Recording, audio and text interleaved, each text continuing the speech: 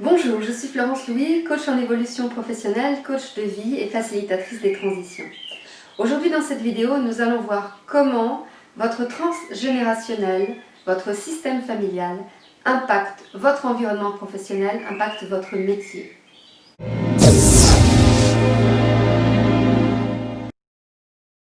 Ne vous êtes-vous jamais par exemple demandé pourquoi vous faites ce métier plutôt qu'un autre?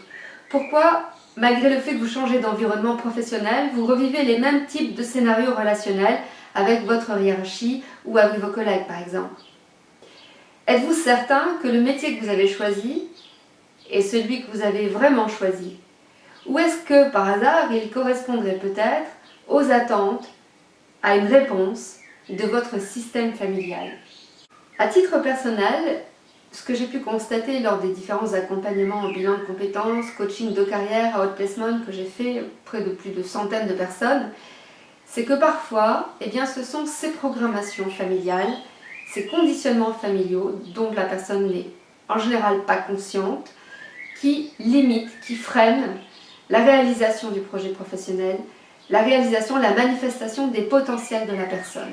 Cela m'a amené à m'intéresser à la systémique familiale, à la psychogénéalogie, et ce que j'ai constaté, c'est qu'il n'est pas rare que le scénario familial se rejoue inconsciemment dans l'environnement professionnel. Je me souviens par exemple d'une stagiaire que j'avais eue dans un atelier de construction de son projet professionnel et qui était persuadée que sa direction, en fait, ne voulait pas la laisser partir et s'opposerait à la réalisation de son projet professionnel. Elle souhaitait devenir directrice de centre de loisirs. Alors, ce qui s'est passé, c'est que nous avons rejoué, avec l'aide des autres stagiaires du groupe, la systémique qui se présentait dans son environnement professionnel. Nous l'avons symbolisée. Et ce que nous avons pu constater, je n'étais pas la seule, évidemment les autres stagiaires ont pu le constater aussi, c'est que la direction en elle-même n'était pas forcément opposée à son projet. Par contre, elle réagissait à l'énergie qu'émettait la stagiaire, aux croyances et aux énergies qu'avait la stagiaire par rapport à son projet.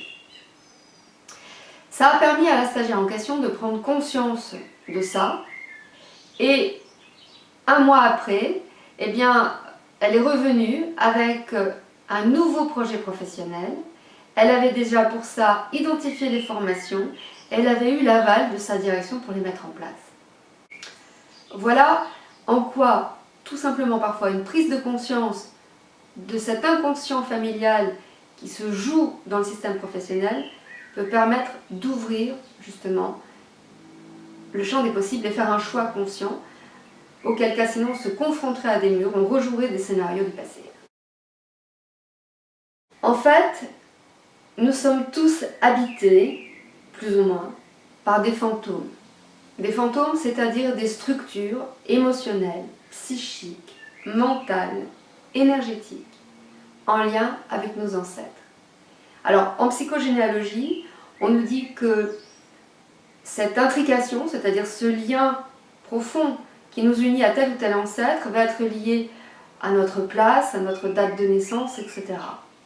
Il est certain qu'on a des intrications plus ou moins importantes avec certains ancêtres plutôt que d'autres. C'est pour ça que dans une famille, dans une fratrie par exemple, les frères et sœurs n'auront pas les mêmes bagages en termes de transgénérationnel parce que, en fait, ils ne sont pas intriqués nécessairement à la même histoire d'un ancêtre.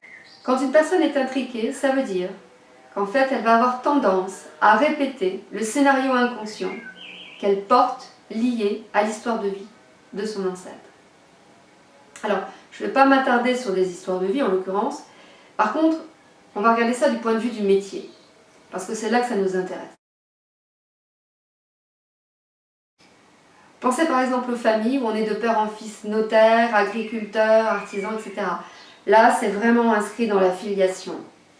D'ailleurs, certains métiers sont devenus parfois des noms de famille. Dans d'autres cas, c'est la loyauté familiale qui joue. Et là, je me souviens encore d'une autre situation avec un autre stagiaire qui, lui, était bloqué, en fait, entre sa loyauté familiale liée à la branche de sa maman qui était dans le secteur social et à la branche de son papa qui était dans le domaine libéral. Alors, il avait épousé le domaine social sans s'y épanouir et il était là dans un projet de reconversion professionnelle parce qu'il aspirait à autre chose, mais sans vouloir, sans se pouvoir, en tout cas en étant en grande souffrance par rapport au fait de lâcher l'histoire de loyauté familiale en lien avec la mère. Ce travail-là est essentiel quand on fait notamment une analyse de parcours pour pouvoir identifier consciemment ce qui nous retient. Parce qu'une fois que c'est mis à jour, eh bien ça va permettre à la personne de pouvoir le conscientiser, de pouvoir s'en libérer et de faire des choix différents. Le métier peut être aussi un acte de réparation. Par exemple, policier, n'y a-t-il pas eu un crime, un vol, pour lequel le coupable n'a pas été résolu et qui a eu des conséquences dans le système familial? Médecin, n'a-t-il pas eu par exemple une personne décédée parce que le médecin n'était pas arrivé à temps ou parce qu'il a été victime d'une erreur de diagnostic? Avocat, n'y a-t-il pas des mémoires d'injustice dans la famille? Comptable, n'y a-t-il pas un manque dans le nombre de personnes réellement sur l'arbre généalogique? C'est-à-dire par exemple des exclus, des personnes oubliées, des enfants illégitimes qui n'auraient pas été comptés. Le comptable a pour mission de mettre les comptes en balance, que tout soit dit, que tout soit mis à jour. Tous ceux qui sont dans les métiers de la bouche, eh bien on peut s'interroger dans l'histoire familiale s'il n'y a pas eu des mémoires de manque, de disette. L'infirmière, soigne-t-elle l'infirme d'hier qui n'avait pas été reconnu, qui avait été mis de côté? Et vous, votre métier, votre activité, votre environnement professionnel n'aurait-il rien à voir avec votre histoire familiale? Carl Gustav Jung nous dit « Tout ce qui ne remonte pas à la conscience nous revient sous forme de destin ». Alors il ne s'agit pas de croire ou de ne pas croire dans la psychogénéalogie, dans la systémique familiale, dans l'inconscient, mais en tout cas de mettre à jour les mémoires et les conditionnements qui, notamment au travers de ces outils-là, vous permettent de voir plus clair pour faire des choix conscients et vous permettent de reprogrammer, puisqu'on sait que c'est possible avec les neurosciences, votre cerveau, votre logiciel interne, pour pouvoir mettre en place des activités, les métiers, les choix professionnels, les projets qui vont être en résonance avec votre être intérieur, avec qui vous êtes vraiment, et pouvoir exprimer vos potentiels, plutôt que de reproduire les scénarios du passé qui se répètent et qui parfois ne sont pas forcément source de joie. Voilà ce que je souhaitais partager avec vous aujourd'hui dans cette vidéo sur l'impact du transgénérationnel sur nos métiers et sur nos vies, professionnelles en l'occurrence. J'espère que cette vidéo vous aura permis d'avoir un nouvel éclairage sur la notion du projet professionnel, sur ses enjeux aussi, sur vos mémoires, sur des schémas que vous pourriez avoir. Et en attendant de se retrouver pour une prochaine vidéo sur le thème de réussir sa transition, je vous souhaite une belle journée ou une belle soirée. N'hésitez pas à liker, à partager, à vous abonner. Vous pouvez me rejoindre aussi sur la page Facebook Réussite Transition, sur mon site également ou sur LinkedIn. Je vous dis à bientôt. Bye bye.